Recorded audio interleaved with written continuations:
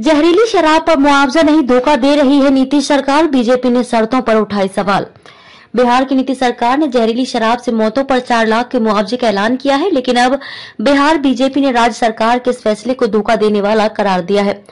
प्रदेश भाजपा प्रवक्ता मनोज शर्मा ने आरोप लगाया कि मुआवजा के नाम पर बिहार सरकार लोगों को धोखा दे रही है। सरकार की हठधर्मिता के कारण बिहार के मासूम लोगों की जान जा रही है। पहले तो जहरीली शराब की वजह से हजारों परिवार बर्बाद हो गए। भाजपा की मांग पर मुआवजा देने का ऐलान भी किया गया तो कई तरह के पेच लगा दिए गए ताकि पीड़ित परिवार को मुआवजा की राशि न मिल सके।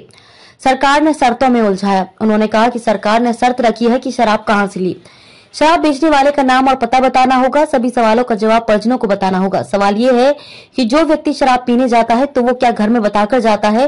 क्या वो कहकर जाएगा कि वो जहां जा रहा है वहां जहरीली शराब मिलती है? परिजनों से ये सवाल पूछना बेतुका और बेवजह है।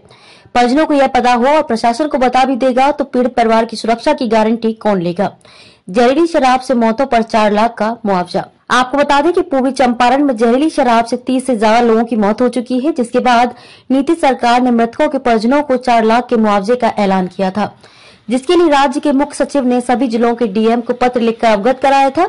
जहरीली शराब से मौत पर मुआवजा साल 2016 से लागू होगा। मतलब ये कि साल 2016 से अब तक जितने भी लोगों की मौत जहरीली शराब पीने से हुई है, उनके परिजनों को मुआवजा राशि सौंपी जाएगी, जिसके लिए उन्हें शराबबंदी के पक्ष में शपथ पत्र भी देना होगा और फिर बाकी ब्यौरा देने के बाद पीड़ितों को मुआवजे की राशि सौंपी जाएगी।